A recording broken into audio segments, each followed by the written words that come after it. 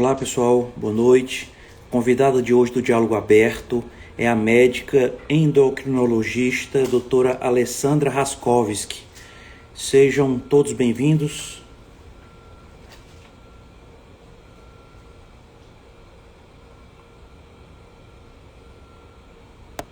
Aguardando aqui a doutora chegar. Kennedy, seja bem-vindo.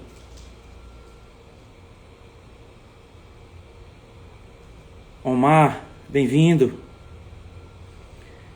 Prajato Mudança, bem-vindo. Nuz Andrade, bem-vinda. Doutora Alessandra chegando aqui agora.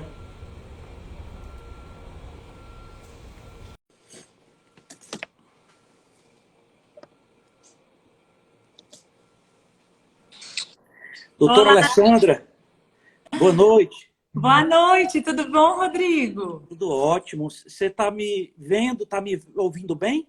Tô sim, você também? Também. Então, Doutora, ótimo. é uma grande honra. Seja bem-vinda ao Diálogo Aberto.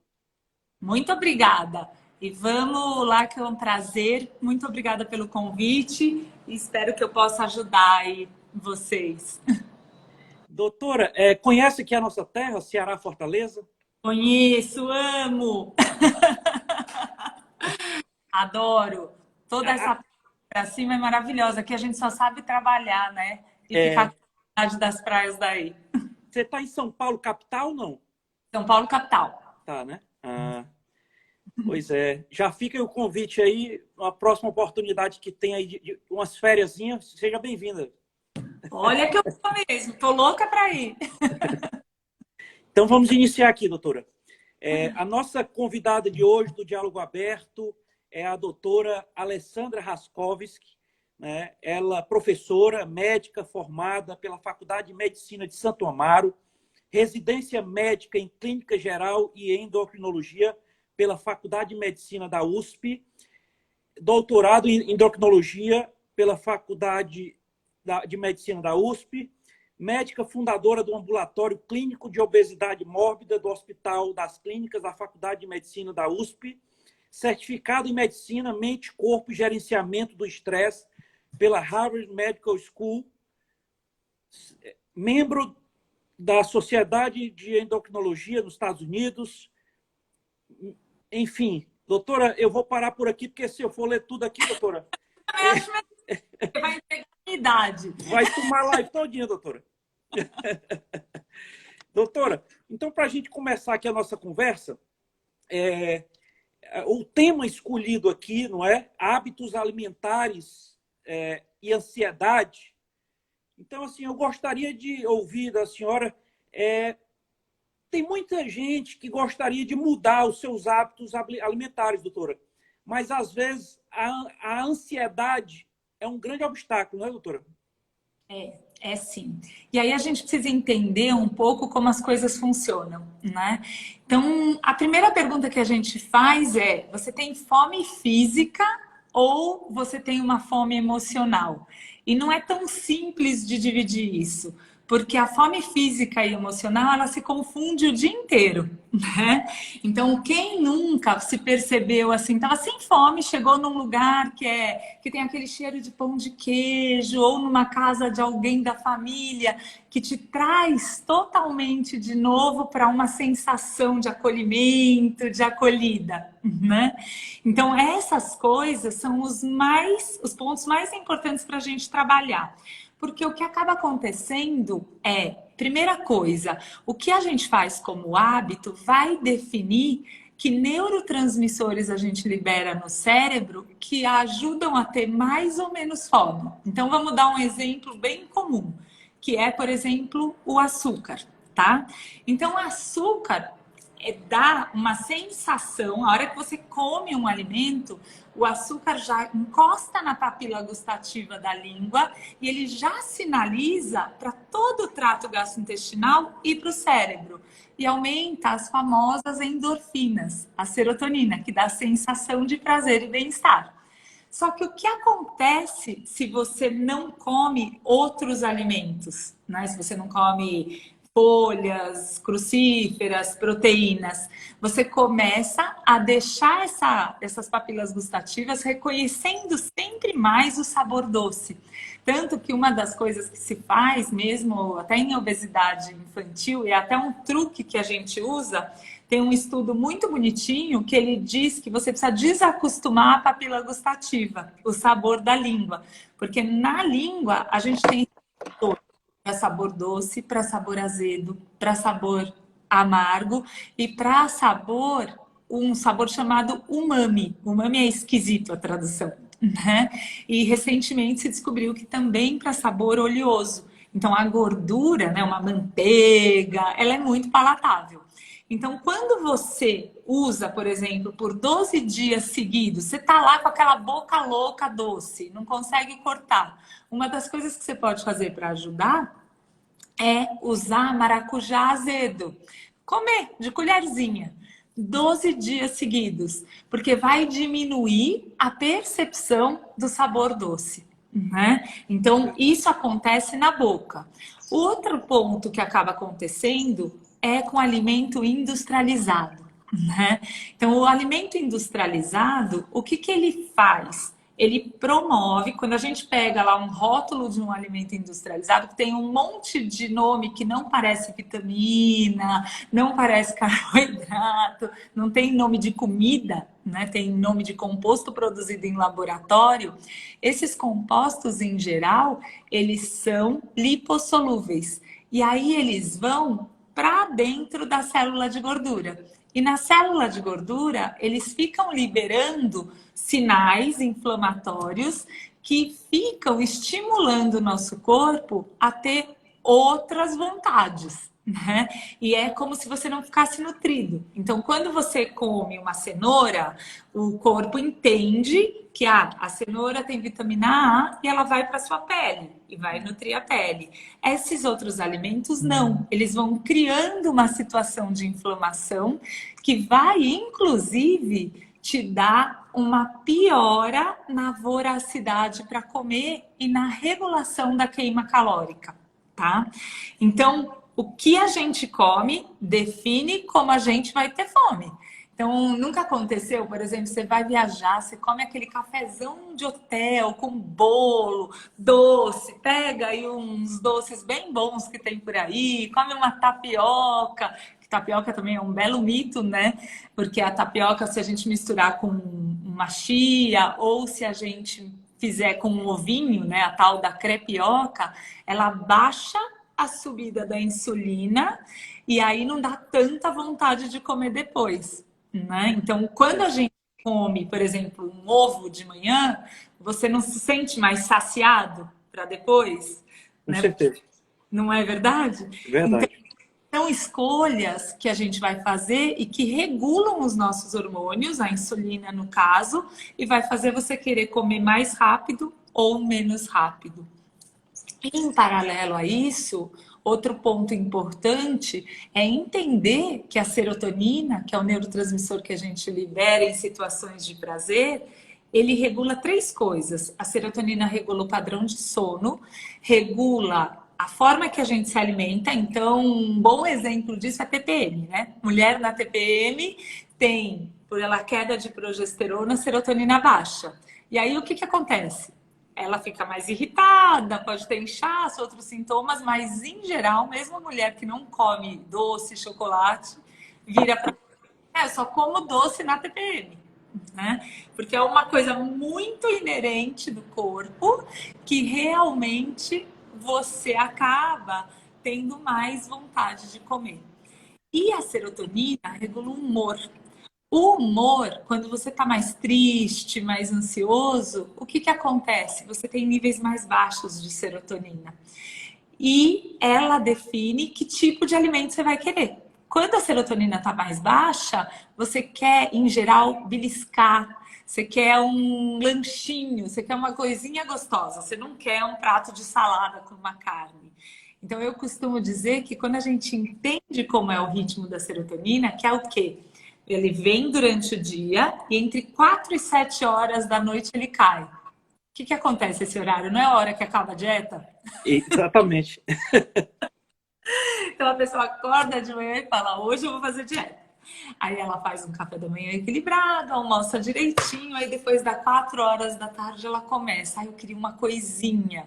Então, nessa hora, o que está acontecendo? A ansiedade, se ela estiver descontrolada, e infelizmente essa situação mais ansiosa e de angústia e de estado de alerta com a pandemia fez explodir os números aí de pessoas que estão tendo problemas com ansiedade, né?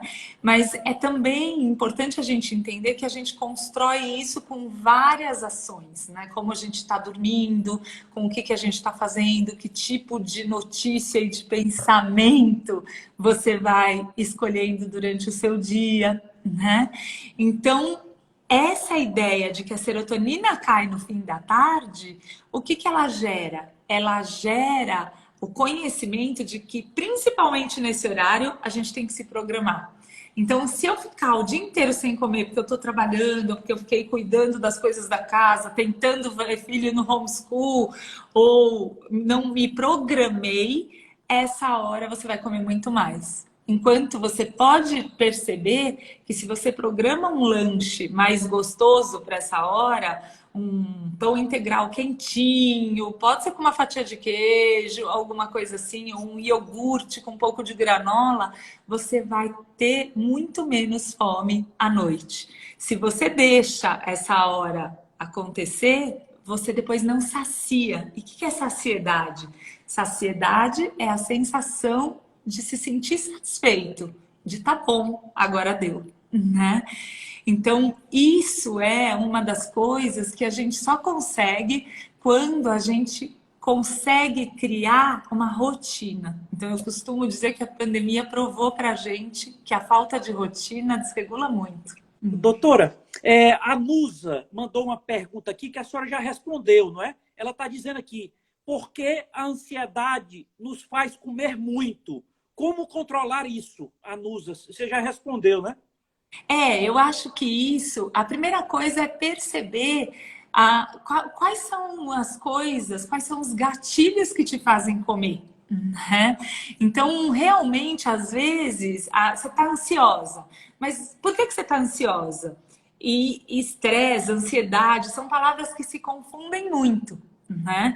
Então, a gente tem um cérebro que realmente foi feito para lidar com alguma ansiedade, com um nível de estresse, mas não o tempo inteiro.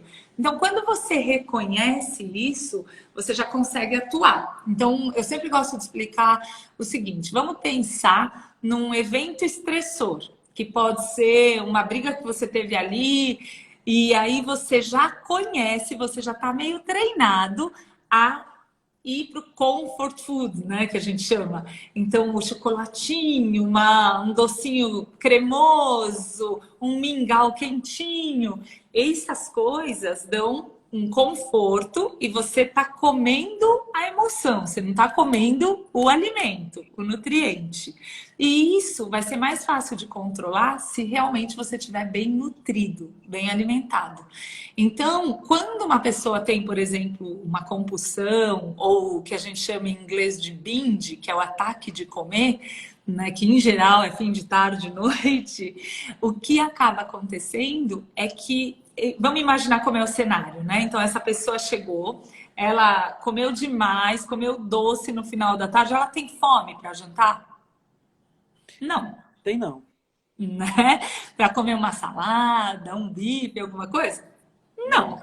Aí o que vai acontecer?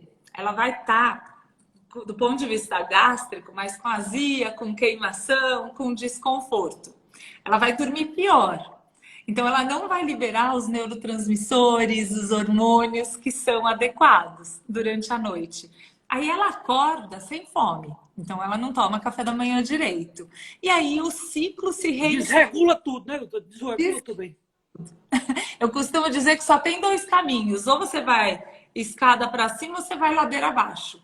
E é isso que a gente precisa entender, a ponta do barbante. Né? Doutora, a Cibele, ela está perguntando, na menopausa, com muito fagacho, o que fazer tenho feito alimentação funcional, mas não está regular. Então, assim, a menopausa tinha que ser para mulher mesmo, porque nem sempre é fácil.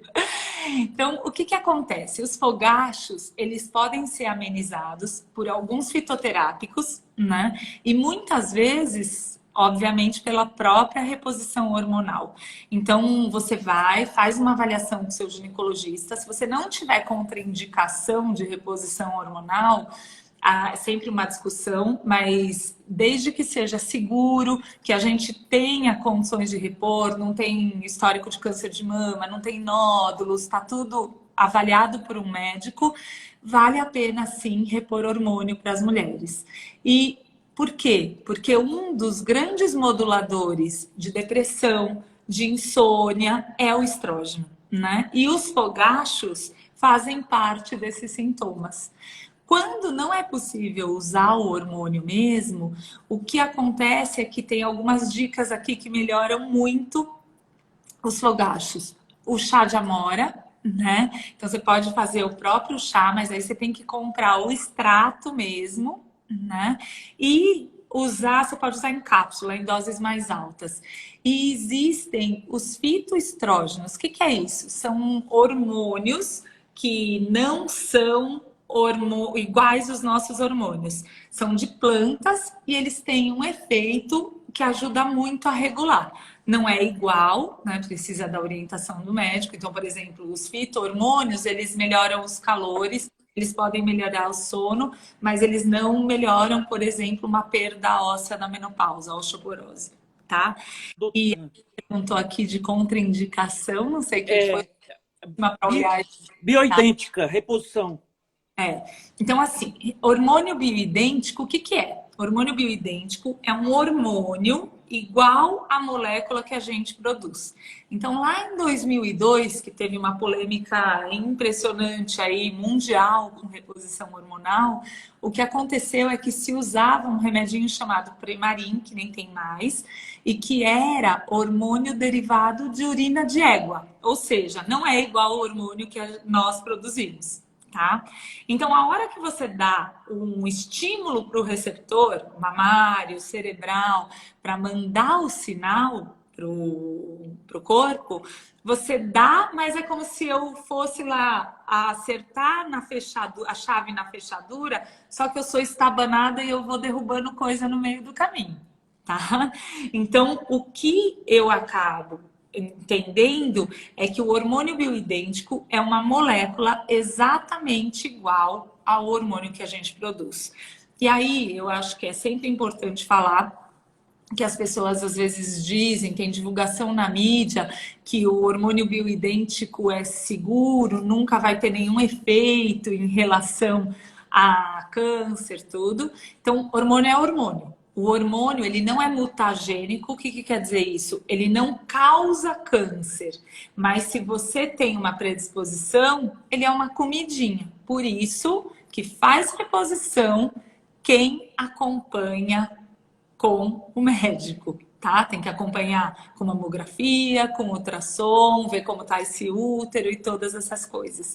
E aí, realmente, a mulher tem muitos benefícios. Tanto do ponto de vista de humor, e muita gente fala assim, mas repor hormônio engorda. A menopausa, ela traz uma mudança corporal que é linear com o próprio envelhecimento. Alguém perguntou aqui para homem qual era a melhor alimentação.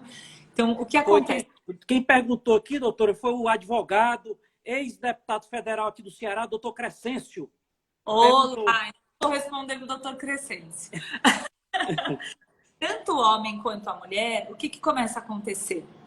Depois que os hormônios começam a cair, a testosterona no homem, o estrógeno na mulher, e a partir dos 45 anos, o que vai acontecendo é que a gente vai perdendo massa muscular, tá? Então, o que a gente precisa aumentar? A ingestão de proteína, né? E diminuir, é muito mais fácil comer carboidrato. Você não tem nada pronto para comer, o que é mais fácil? Vou fazer uma massinha rapidinho aqui. Então, na verdade, não. Vamos grelhar uma proteína, vamos fazer um atum, vamos fazer um salmãozinho, um peixe, né, grelhado. e aumentar a ingestão de proteína. Quando eu aumento a ingestão de proteína, eu acabo diminuindo a subida da insulina, que é um dos grandes responsáveis, o hormônio que guarda o açúcar. Se a gente não foi dar uma corridinha, ele vai ser guardado dentro da célula de gordura. E principalmente da gordura abdominal, que é essa característica. Não é só que se ganha peso com a idade, o que acontece é que você localiza a gordura no tronco, tanto para o homem quanto para a mulher. E aí, o combate a isso é, primeiro, todos os estudos de longevidade falam em comer menos, né? Então, isso é uma unanimidade, tem muita discussão sobre isso, mas comer menos é algo que melhora a qualidade de vida, né? Alimentos que a gente chama limpos, então menos industrializados, tentar usar menos química, porque a gente já conhece hoje os efeitos de, por exemplo, o plástico aquecido talvez seja um dos mais famosos, né, Rodrigo? Então, a própria mamadeira, eu, infelizmente, na minha época, não existia escrito ali BPA-free, né, nas mamadeiras. E a gente aquecia esse plástico e isso é o que a gente chama de disruptor endócrino. Você muda a mensagem que você dá para o receptor de hormônio. Então, por isso que a gente tem mais criança com puberdade precoce, tem mais obesidade, porque você vai mudando as respostas dos hormônios. Todo hormônio funciona como uma chavinha que tem que encaixar na porta da célula para fazer a função. Seja para controlar os calores, seja para guardar o açúcar dentro da célula, para produzir energia. Tá? Então, isso é o que a gente tem que entender. Então, a resposta lá do bioidêntico não é que o bioidêntico ou não causa câncer, mas você precisa de acompanhamento e ele realmente é o melhor tipo de hormônio para ser usado mesmo. Tem várias apresentações já na farmácia de hormônio bioidêntico, que é igual à nossa molécula. Doutora, chegou uma pergunta aqui. Tenho 65 anos e peso 75 quilos. Não consigo baixar. Tenho chance? É homem ou mulher, Rô? Não dá. MMS veras. Não dá para saber se é homem ou mulher. Então, sempre tem chance. Tem gente que vai pagar um preço maior, gente que vai pagar um preço menor. Né? Então, por exemplo, a gente sabe, hoje tem uma ciência que é a epigenética, que quer dizer o quê? Então, há uns anos atrás, começaram a sair vários estudos mostrando que o título desses artigos médicos era "Seus genes não são o seu destino". Então, sempre a gente escutava assim: todo mundo na minha família é gordinho, então eu vou ser gordinho e pronto, né? Todo mundo tem câncer de mama. Mas não, a gente está cansado de ver gente com genética, mas que um irmão tem a doença e o outro não, né? Então, a expressão do gene, ou seja, o fenótipo, como você vai se apresentar, depende muito do que você faz. Então, o que acaba acontecendo? Vamos supor... Doutora, ela está dizendo que é mulher, doutora. É mulher. É mulher. Então, assim, como a gente avalia o peso? A gente avalia por bioimpedância, que é um aparelhinho, né, que hoje em dia é bem comum ter em todos os lugares. Existem até balanças que a gente pode ter em casa que medem composição corporal, ou seja, vai medir quanto você tem de gordura no corpo e quanto você tem de massa muscular. Então, eu posso ter duas pessoas com 75 quilos e uma com muita massa magra e outra não. Então, essa precisa perder peso e a outra não. Então, essa é a primeira coisa, tá? Então, tem a ver com a altura, com todos esses parâmetros, mas aquelas coisas que a gente escutava antes, lá atrás, que eu tenho 1,72 m, então eu tenho que pesar 62 porque eu tenho que pesar 10 quilos a menos, não é verdade, né? Pega alguém que faz muita musculação, ela não vai pesar pouco, porque músculo pesa, tá? Então, a gente analisa a composição corporal. E aí, se alguém tem uma genética mais desfavorável, e hoje em dia, inclusive, a gente tem usado muito os testes genéticos metabólicos, não para ver doença exatamente, mas para ver como a gente pode ajudar na prevenção. Então, por exemplo, o gene mais comum de obesidade na população é um gene chamado FTO. Ele é prevalente em 20% da população, né? Ou seja, bastante gente é FTO positivo. O que mais regula esse gene para não se expressar? Atividade física, tá? Então, se eu tenho um filho que tem FTO positivo, o que eu vou fazer com ele? Ele vai fazer exercício todo dia. Então, ele vai conseguir não expressar tanto a tendência dele para engordar, tá?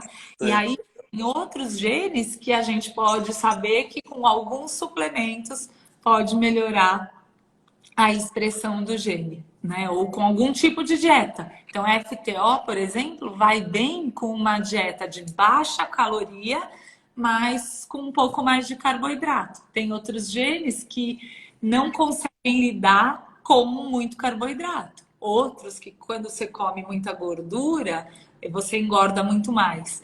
Então, essas coisas são um refinamento, né, que a gente pode ter. Entra aí.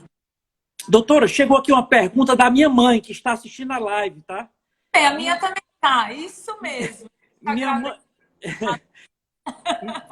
Minha mãe Marta Pereira, ela diz o seguinte: doutora Alessandra, o medo e o estresse causam um impacto grande na mente e no corpo. A senhora fala em antioxidante, o resveratrol. Resveratrol. É indicado. Parabéns, você é maravilhosa. E quanta honra também ter sua mãe aqui na live. Como é o nome da sua mãe? É Janete. Dona Janete, muito obrigado pela participação especialíssima. Tem muita gente aqui que eu não vou agradecer um por um, mas obrigada aí. Obrigado. Obrigado. E assim, o resveratrol é um dos antioxidantes, mas por exemplo... E não chame minha mãe de Marta, não. Ela gosta de Martinha, tá? Ah, então tá bom. E não chame a minha de dona, porque ela vai ficar... Então vamos lá, Martinha. O que acontece é assim, o resveratrol na comida, onde ele está presente? Nas frutas arroxeadas, principalmente. Ele é famoso porque ele está no vinho. Mas aí também, principalmente na pandemia, vamos tomar cuidado, porque vinho relaxa, mas a gente tem que fazer um uso recreativo escolhido, pensado, né? Mas cuidado, porque também vinho tem muita caloria e na pandemia a gente viu muita gente usando a bebida alcoólica para relaxar, né? Num primeiro momento, eu acho que quando estava no começo, as pessoas beberam muito mais porque por falta de rotina, porque aquela sensação de que tá todo mundo meio de férias, né, em casa, por aí. Mas o que a gente sabe é que o vinho, eu costumo brincar assim, quando você pegar uma taça de vinho, você faz uma escolha, aproveita ele bem, porque imagina que você está comendo um pão francês, tá? Então você pegou 2, são 2 pães franceses. Você pegou 3, são 3 pães franceses. E aí é onde eu sempre digo que educação e conhecimento ajuda a gente a mudar de atitude. Né? Porque quando você tem um pensamento desse, você fala, opa, peraí, tá bom, vou tomar uma, mas não vou tomar 2, 3, 4, né? Ou então eu vou deixar para o dia especial. E o resveratrol, ele é sim um antioxidante, tem estudos de proteção aí para câncer, né? Mas o que realmente acaba acontecendo é que não é só isso que tem como caminho, né? Então, a alimentação e o uso de resveratrol ajudam sim. Doutora, a doutora Elvira está perguntando como fica a libido. Continua a ser uma velha lembrança do passado? Não. Então, vamos lá. Então, o que acontece? Se o estrógeno estiver muito baixo e a testosterona também, é mais difícil, né? Mas muitas mulheres, às vezes a gente repõe a testosterona e a gente tem que lembrar que existe muito mais entre a libido, principalmente da mulher, do que só a testosterona. Então, a libido do homem, então vamos pensar como é a secreção, né, realmente dos neurotransmissores do prazer para o homem e para a mulher. A mulher é muito mais liberação de serotonina. Serotonina é liberada no processo. A dopamina, que é o neurotransmissor que dá a sensação de prazer, que é liberado no orgasmo, ele é um neurotransmissor mais predominante em homens. O que acaba acontecendo? Tem um cientista que ele estuda muito o cérebro de homem e mulher, que eu adoro, e ele explica de um jeito muito bom de entender. Ele fala assim: se você quer ganhar pontos com a sua mulher, né, você faz o seguinte: você diz para ela que você comprou uma viagem para ela para o fim do ano. Né? Então vai para a praia mais bonita de Fortaleza e ela vai passar o ano inteiro, ela vai fazer dieta, ela vai comprar biquíni, ela vai estudar todas as praias e aí ela tá muito mais amorosa. Então ele tá liberando a endorfina durante todo esse tempo. Né? A viagem é legal? É demais, mas não é exatamente aonde a mulher libera o prazer. Tá? O homem não, o homem libera ali, né? Então, quando ele como você vai fazer o homem feliz? Você vai falar: escuta, bem, eu já tem dinheiro na sua conta, eu já avisei a sua secretária, já tá tudo em ordem, a gente embarca amanhã para a mesma praia. Né? Então, a ideia é que a fantasia da mulher, é claro que se ela tiver com níveis hormonais mais adequados, faz muita diferença, mas o que eu vejo muitas vezes é que a gente trata os hormônios e o que acontece é que a relação está muito desgastada ou está sem atenção, sem cuidado para a relação. Né? A gente cuida de filho, cuida de trabalho, cuida da casa e não para estimular a relação. Então, muitas vezes eu brinco, eu falo assim que o que uma menina de 18, 20 anos faz? Ela tem hormônio, mas ela também pega, ela tira uma foto, ela manda pro rapaz que ela tá querendo conquistar, né? E aí começa uma interação que é onde o prazer acontece também. Então é importante sim fazer reposição, desde que seja segura, né? Tanto de estrógeno, às vezes de testosterona. E existem, inclusive, alguns outros remédios que podem ajudar na libido. Um natural que eu adoro é a maca peruana negra, porque ela deixa mais hormônio livre. É que tem que tomar todo santo dia, tá? E a maioria das macas que são vendidas por aí, elas são misturadas, não é só maca negra. Então, você tem que achar a maca negra pura. Então, isso, tanto para o homem quanto para a mulher, aumenta a testosterona livre. Então, a gente tem que entender que o ser humano funciona como uma grande orquestra, né? Não dá para arrumar, só tocar um instrumento bem e o resto deixar para lá. Certo. Doutora, ele perguntar aqui, quem está nos assistindo aí pode enviar perguntas aqui, outras perguntas para a doutora Alessandra. Doutora, qual o impacto do coronavírus aos obesos e diabéticos? Então, isso foi realmente uma grande lição, tá? Então, o que acontece é que a gente percebe mesmo que o estado de inflamação, o que acontece num paciente obeso e num paciente diabético? Primeiro, o estado de inflamação já está aí, né? Então, se a gente for lembrar como é a evolução do coronavírus, que a gente já conhece melhor agora, a primeira semana ele replica o vírus. Né, enquanto as pessoas estão pegando.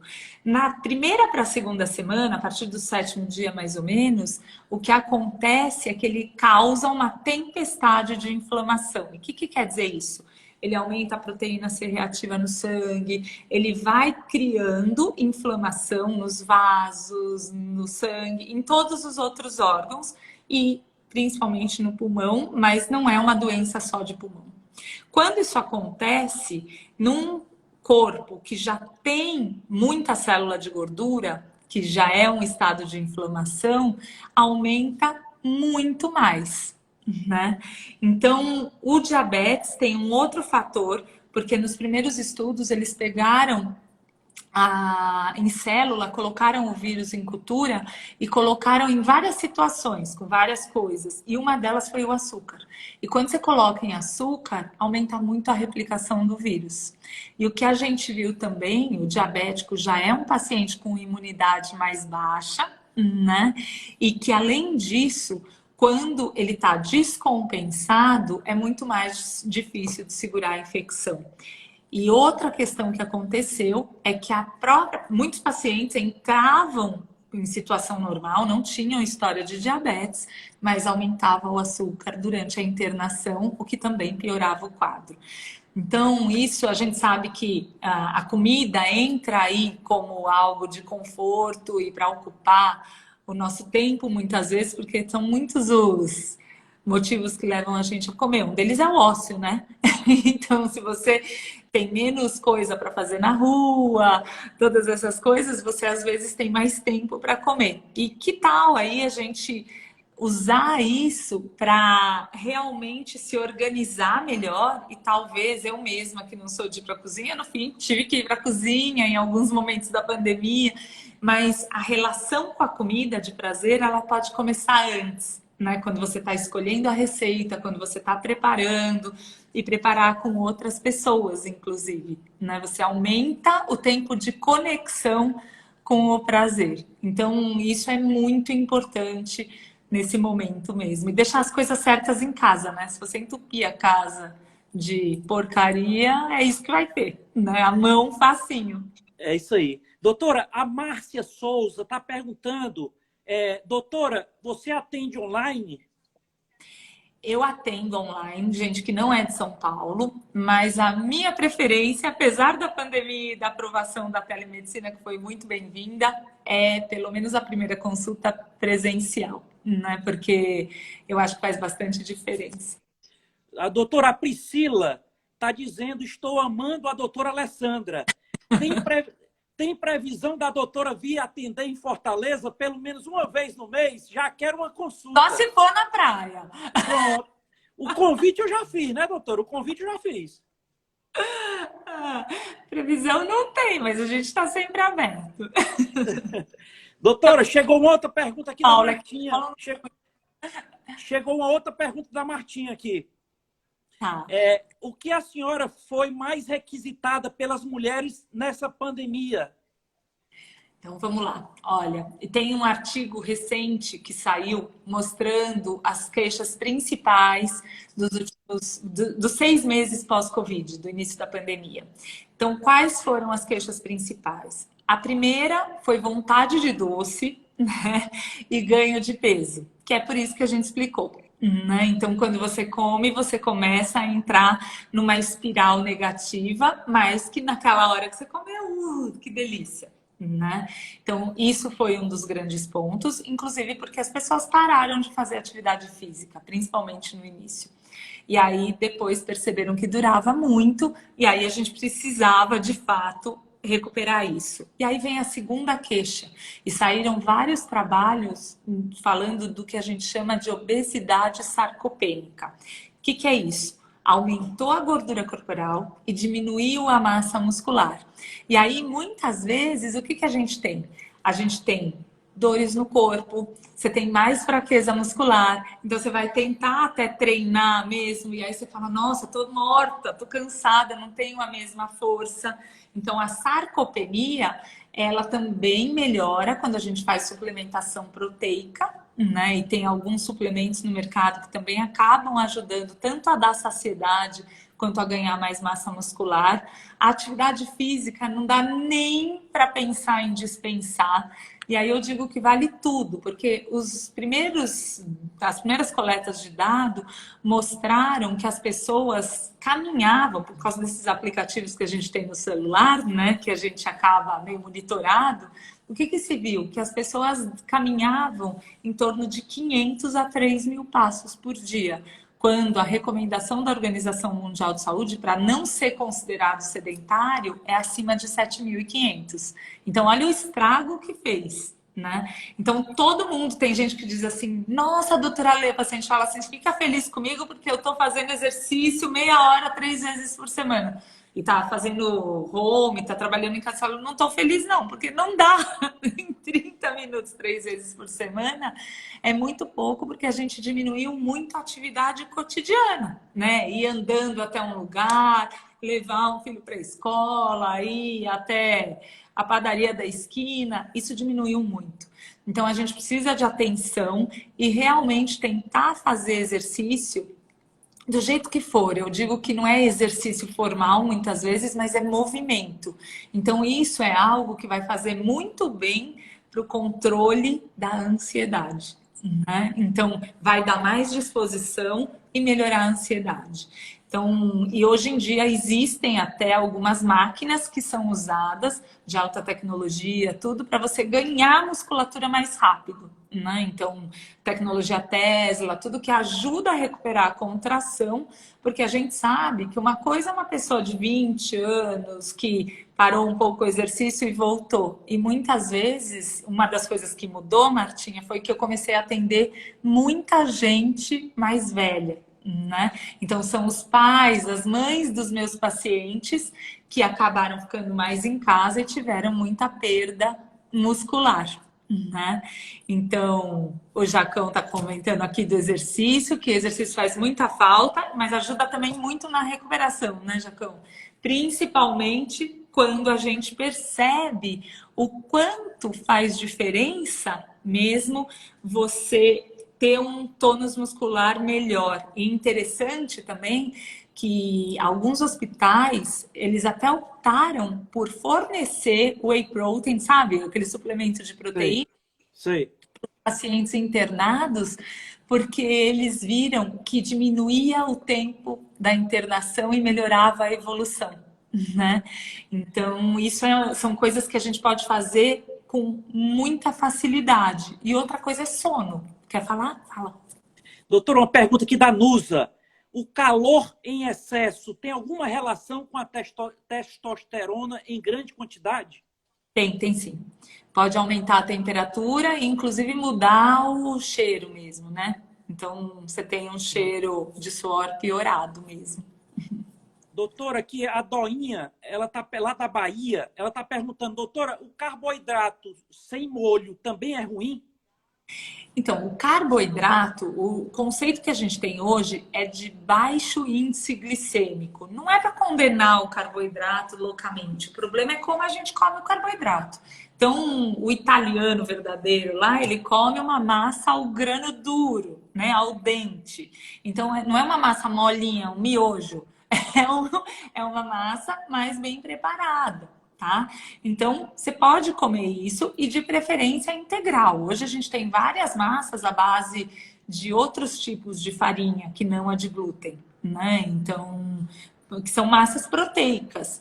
E, inclusive, uma coisa que às vezes eu falo para os pacientes comprarem é um macarrão, não sei se vocês já viram, chama konjac, que é uma alga, na verdade. E quando você está sem saciedade, e às vezes quer uma coisa rápida, tudo, você pode comer quase um pacote inteiro, porque ele tem 20 calorias, mas você faz uma graça. Você pode pôr com uma carne moída e um molho de tomate, ou você pode colocar com legumes, né? Então, o que importa é entender que pode sim comer, só que o melhor horário é durante o dia. Você ainda vai usar o carboidrato, como é o nome dele tecnicamente, alimento energético. Então, o problema é você comer uma macarronada e deitar para dormir, né? Você não vai acordar e dar uma corridinha. Então, é mais por... Doutora, a Martinha está dizendo que vai marcar uma consulta online, viu? Tá bom. Um prazer. Doutora, a Camila está perguntando, o resveratrol pode ser em cápsula? Pode sim. Pode ser cápsula. Alguém está perguntando o nome do macarrão. É konjac. Pronto. Doutora, aqui cadê deixa eu ver aqui. Acho que é a Priscila. A Priscila, ela está dizendo que desde a infância que luta contra o sobrepeso. A questão dela é claramente ansiedade e estresse. Está usando Saxenda e mesmo assim não está emagrecendo. Mesmo sem fome, ela come. O que pode ajudá-la? Então, nessas situações, o que a gente precisa ver? Existe uma prevalência aumentada assim, às vezes a obesidade ou o problema do peso, ele cursa com transtornos de ansiedade, com transtornos de depressão, que precisam ser tratados, né, com medicação. Então, esse é o primeiro ponto, né? Então, você poderia partir da onde? De uma psicoterapia, né? E um psicoterapeuta pode orientar se realmente vale a pena consultar ou um psiquiatra, ou um endocrinologista que medique tudo, porque muitos dos remédios que a gente usa no emagrecimento, eles têm efeitos na serotonina. Né? Então, eles acabam ajudando muito. E outro ponto também, a terapia dentro das modalidades de controle da compulsão alimentar e da voracidade, do comer por ansiedade, a gente costuma usar terapias que são até mais breves, que é a chamada terapia cognitivo-comportamental. O que quer dizer isso? A gente tem um impulso, né? Um piloto automático de ir lá comer. Ah, eu adoro chocolate, então ele passou na minha frente, eu vou lá e como. Principalmente se eu estiver cansada, no final da tarde, né? Na TPM, ou se alguém brigou comigo, você quer essa sensação. Então, o que você fez? Você fez algo que você aprendeu a fazer no automático, tá? Então, esse comportamento, ele é um impulso que gerou uma ação de pegar o chocolate. O que acontece? A gente tem que racionalizar esse impulso. Então, eu brinco assim, a dica é para antes para pensar. Eu quero mesmo? Dá 10 minutos. Pode ser outra coisa? Né? Muitas vezes, não sei se já aconteceu com vocês, a gente tá comendo ali, morrendo de fome, aí toca um telefone ou alguém chama, você vai fazer outra coisa, quando você volta, você fala, putz, não tô mais com fome, né? Isso é fome física, tá? Então, aquela voracidade da comida cheirando, de todo outro contexto, tem a ver com a voracidade, com a ansiedade para comer. Então, o que a gente pode orientar? Procurar uma terapia cognitivo-comportamental, se for o caso, medicar a ansiedade, sim, tá? E aí fazer um trabalho combinado mesmo, de mudança de comportamento. E eu sou uma apaixonada pelo uso da meditação e dos exercícios respiratórios, né? Por isso que eu fui para fora do Brasil fazer a medicina mente-corpo. Então, o que aconteceu é que quando eu fundei o ambulatório clínico no Hospital das Clínicas lá no ano 2000, eram os pacientes que faziam cirurgia e no início, o que se acreditou? O próprio cirurgião, a medicina achou que tinha resolvido a ansiedade, né? E a obesidade estava curada. E aí o que a gente percebeu é que não é exatamente assim, né? Que o impulso muitas vezes continua ali. É claro que há uma chance de você fazer um reset, né? De você desligar toda a microbiota, que são as bactérias intestinais, e mecanismos que fazem você ganhar mais, né? Ganhar mais peso. Mas é uma chance de começar de novo. Porque hoje eu gosto muito de uma das definições mais frequentes de obesidade e de sobrepeso, que é o excesso da gordura no corpo que faz você perder os mecanismos de regulação do controle de saciedade de queima calórica, entendeu? Então, como que o corpo te defende? Quando você perde os mecanismos regulatórios, aí você come mais, aí você tem compulsão. Quando você emagrece, então os primeiros 2, 3 dias de uma dieta, você vai, vou comer o pé da mesa. Mas depois você vai diminuindo essa voracidade para comer. Né? Doutora, o André, ele está dizendo, boa noite, doutora, que alimentos são ricos em ferro, pois minha dieta está com déficit de ferro e tive que entrar num remédio rico em ferro. Então, boa noite, André. Na verdade, os alimentos mais ricos em ferro são as carnes, né, vermelhas, e os verdes escuros, tá? Então, couve, brócolis, todas essas coisas. Uma dica é que quando você ingere esses alimentos, você pode aumentar a absorção do ferro usando vitamina C. tá? Então, muitas vezes você pode fazer a refeição e usar a limonada, né? O suco de laranja, eu sou meio chata com suco de laranja, porque eu acho que a laranja, para você fazer um suco de laranja, que é bem rico em vitamina C, você acaba colocando, para ficar um suco bom, você coloca 3, 4 laranjas, né? E aí você ganhou 200 calorias, se você tem problema de peso, e a gente volta de novo a falar do índice glicêmico. Eu prefiro que a pessoa coma uma laranja, né? Com bagaço, tudo, porque ela vai ter mais saciedade, ela vai entrar com fibra e vai diminuir o índice glicêmico, ou seja, não sobe tanto a insulina depois de comer. Doutora, a Eliane e várias pessoas aqui estão perguntando como proceder para agendar uma consulta. Tem o contato no Instagram e o contato do consultório. Pronto. Doutora, aqui tem a Cíntia está perguntando se existe alimento que ajuda no controle da tireoide, no caso de hipotireoidismo. Na verdade, isso a gente tem que avaliar bem direitinho. O que a gente sabe é que alguns alimentos são mais ricos em iodo, né? E durante muito tempo, por isso que o sal no Brasil é iodado, né?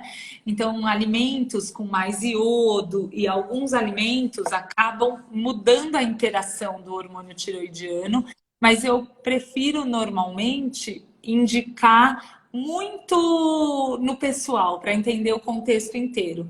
Mas o que a gente sabe é que deficiência de iodo piora o hipotireoidismo, né? Então, só que hoje, por exemplo, até foi revista a recomendação do quanto se acrescenta de iodo, porque a gente, por exemplo, não comia comida japonesa, né? Não usava shoyu. Então tem o acréscimo de iodo em outras coisas, que não só o sal. Doutora, nós aqui já estamos perto de completar uma hora. Nossa, Quando completa uma hora e o Instagram corta, né? Assim, mas aqui, já entrando aqui nos finalmente, eu quero agradecer a todos que participaram, tá? Tem inúmeras perguntas ainda aqui, mas infelizmente não temos tempo, tá? Agradecer aí a atenção, a gentileza da doutora Alessandra, fantástica, assim, seus esclarecimentos, suas orientações, doutora, foram maravilhosas aqui para todos nós. E também quero pedir aqui para quem está nos assistindo, quem não segue ainda o Diálogo Aberto, eu peço para seguir diálogo.aberto, você vai lá em cima na sua tela, clica, segue e acompanha toda a nossa programação de lives, com muito conteúdo, com diversas temáticas, né? Só adiantando aqui, doutora, né? Na próxima quinta-feira, vamos receber aqui uma grande atriz, Lorena Comparato. Ela assim vai dar aqui vai falar da história da carreira, enfim. Doutora, na segunda-feira nós vamos receber aqui no Diálogo Aberto a secretária de Desenvolvimento Econômico do Estado de São Paulo, Patrícia Ellen, né? Recebemos a confirmação hoje, doutora. Quem vai estar conosco aqui no Diálogo Aberto, dia 24 de março, a grande mágica das quadras, Magic Paula, vai estar conosco aqui. Enfim, nós estamos com a programação com diversas temáticas, sempre com a participação de todos, tá? E obrigado. Peço também para seguir no nosso perfil do Instagram, tem o nosso endereço lá do YouTube, tá? Se inscreve lá. E, doutora, essa nossa live aqui vai ficar salva aqui no Diálogo Aberto. Quem não assistiu, vai lá, assiste toda. E quem também quiser encaminhar para alguém, pode encaminhar. E também, doutora, estará postada também no nosso canal do YouTube, tá? Muito obrigado. Parabéns pelo seu grandioso trabalho, doutora. Por gentileza, a sua mensagem final aí, doutora. Eu acho que a mensagem final é olhar tudo com o melhor olhar que a gente puder, porque a ansiedade pode estar presente, ela faz parte da vida e o que a gente precisa é saber lidar com ela, né? Em todos os efeitos. Então, é isso aí. Obrigada para vários pacientes aqui, familiares, amigos, um grande beijo para todos e muito obrigada a você, Rodrigo, pelo convite. Doutora, eu vou tirar aqui momentaneamente aqui os comentários para a gente fazer um print aqui, tá? Tá bom. Vamos lá. Vamos agora.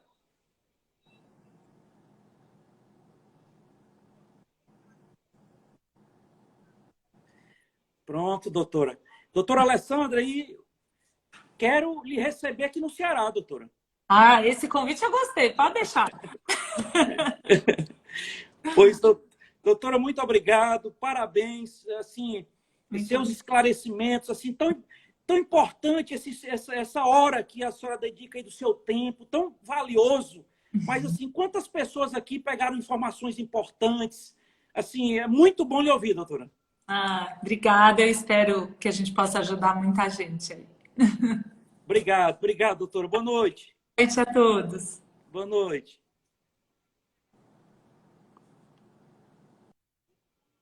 Obrigado, Nusa, Simone, Eliane, Kisiane.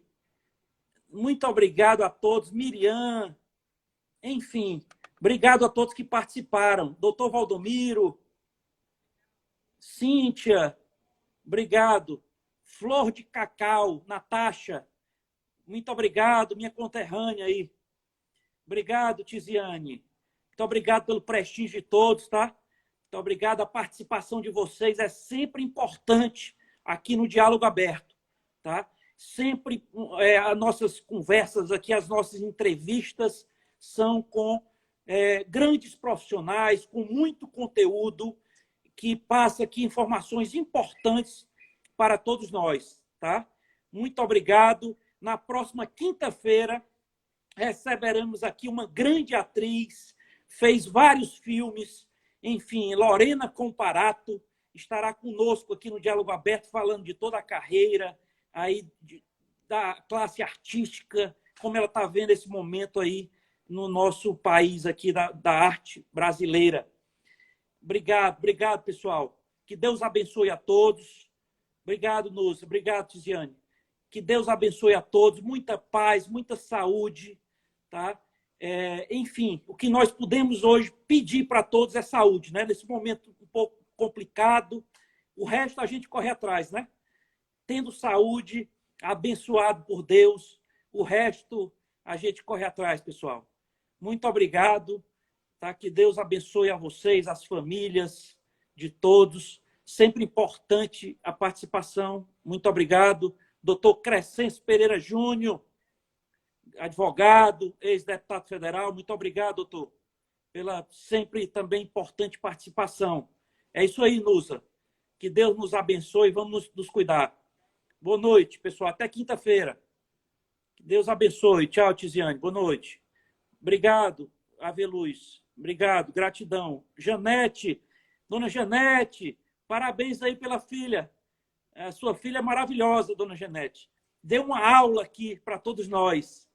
Ela é uma profissional competentíssima.